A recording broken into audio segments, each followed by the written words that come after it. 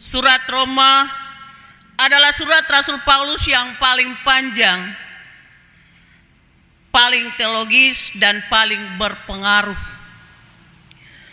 Paulus menulis surat ini dalam rangka pelayanan rasulinya karena dunia bukan Yahudi.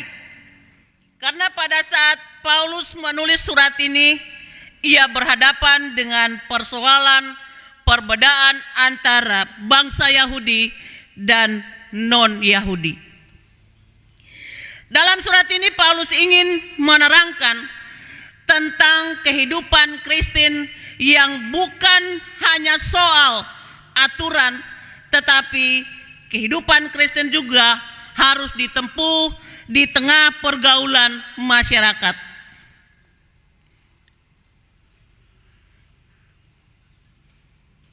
Kerukunan dimaknai dalam maksud Paulus adalah seperti hubungan sebagai orang-orang dalam suatu keluarga yang saling mengasihi sebagai saudara dan yang saling mendahului dalam memberi hormat. Bapak, Ibu, saudara-saudara jemaat yang Tuhan Yesus kasihi, bagian firman Tuhan di pagi hari ini dibagi dalam 3 hal penting. Yang pertama, Paulus mengatakan, hendaklah kamu saling mengasihi sebagai saudara. Ini menjelaskan bahwa ada ajakan untuk tetap mengasihi sesama atau mengasihi seperti saudara kita sendiri dengan kasih yang tulus. Bukan sebuah ucapan semata, tetapi dapat dilakukan dengan tindakan yang nyata. Sebab Tuhan Yesus sangat mengasihi umatnya, maka kita pun harus saling mengasihi. Mengasihi dengan sepenuh hati kita itu berarti janganlah kita saling membenci sebagai saudara seiman. Mengenai saudara kita menjadi sebagian dari kita sendiri untuk dapat menjaga hati yang tetap mengasihi. Hal ini yang merupakan sumber yang menyatakan perilaku kita. Karena baik dan buruk sikap kita terlihat dari cerminan isi hati.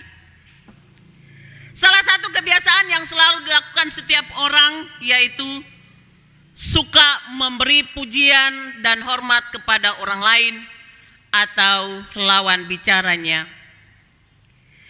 Kebiasaan memberi hormat atau apresiasi merupakan salah satu cara yang paling efektif untuk membangun komunikasi yang berhasil. Semua orang pasti senang saat beroleh rasa hormat dari orang lain dengan saling memuji atau atas apa yang dicapainya, apa yang dimilikinya dalam hidup dengan baik. Pengertian rasa hormat di sini mencakup sikap yang menunjukkan penghargaan, apresiasi, pujian serta komentar positif.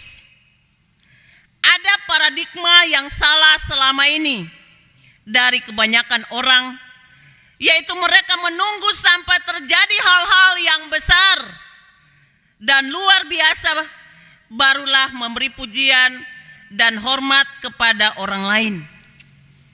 Padahal sebenarnya ada begitu banyak hal-hal kecil yang di sekeliling kita yang layak beroleh pujian atau apresiasi.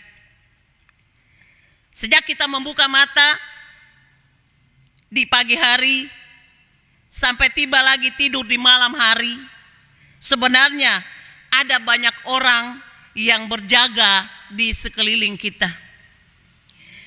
Dengan senyum yang manis, sapaan yang tulus, serta kasih dan perhatian yang diberikan, menyatakan rasa hormat mereka terhadap kita. Bapak, Ibu, dan saudara-saudara yang Tuhan Yesus kasihi, bagian yang kedua, sebagai orang percaya kita harus rajin dan setia untuk melayani Tuhan. Artinya, melayani dengan sungguh, sukacita, sabar, dan tekun dalam doa, maka itu sangat berarti dalam kehidupan kita.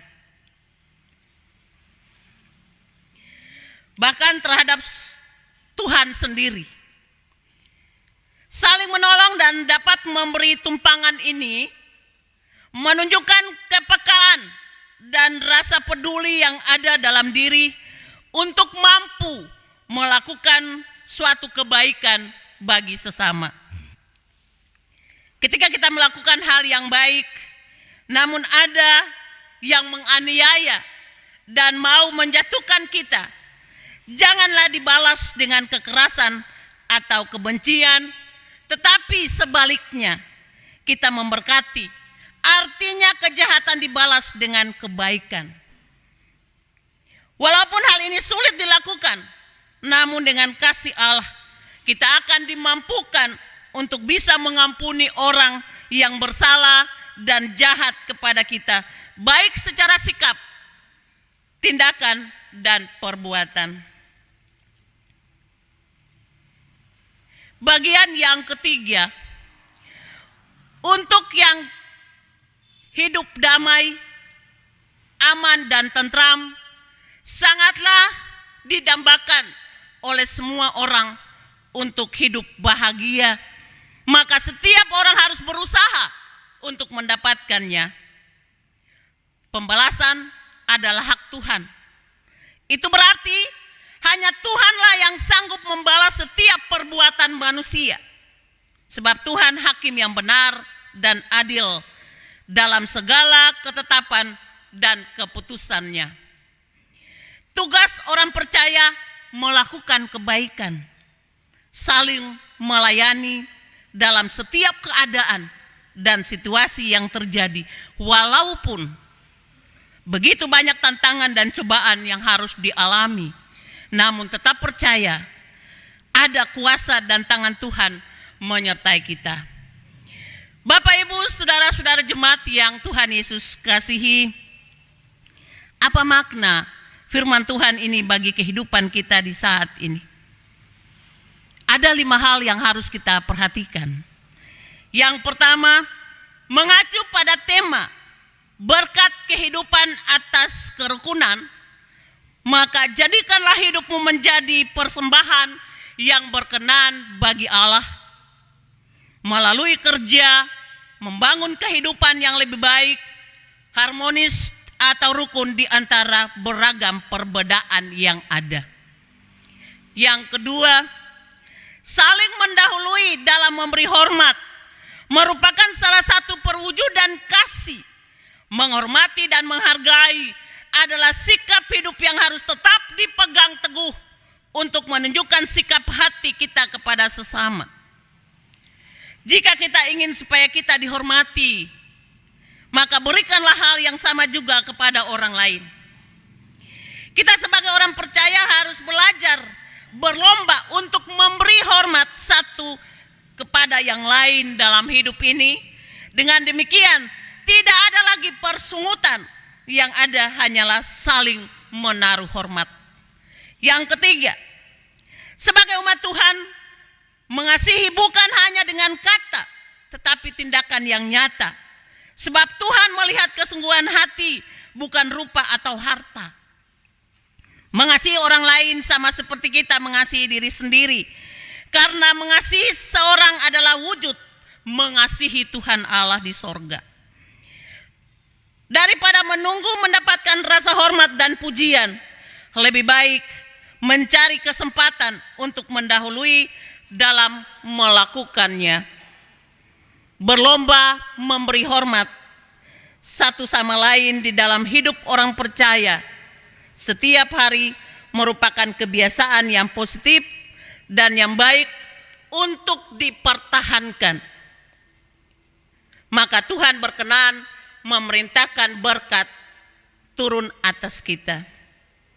Yang keempat, kita harus mengakui bahwa sebagai gereja, kita terdiri dari banyak orang dengan banyak talenta yang diberikan Tuhan. Semua orang harus dapat saling mengakui dan harus bisa menerima keberadaan orang lain, bahwa mereka juga diberikan kemampuan yang lebih. Yang kelima, kebaikan Tuhan selalu dinyatakan dalam hidup supaya kita mampu membangun persaudaraan yang erat, bersatu dalam kasih Kristus, serta selalu rukun di tengah kebersamaan hidup kita. Kerendahan hati seorang hamba sangat diperlukan untuk mendapatkan hasil dari pekerjaan dan pelayanan yang dicapai dengan sikap rendah hati dan tidak sombong. Bapak, Ibu, dan saudara-saudara yang Tuhan Yesus kasihi, saat ini Rasul Paulus juga mau mengajak Bapak, Ibu, saudara-saudara dan saya untuk harus menunjukkan kasih kita kepada sesama, terlebih untuk Tuhan dengan tulus, bukan dengan pura-pura. Dalam kehidupan kita sesungguhnya harus menjauhi kejahatan dan berusahalah untuk melakukan hal-hal yang baik. Karena kesanalah Tuhan Allah akan memerintahkan berkat atas kehidupan rumah tangga, keluarga, bahkan jemaat ini. Amin.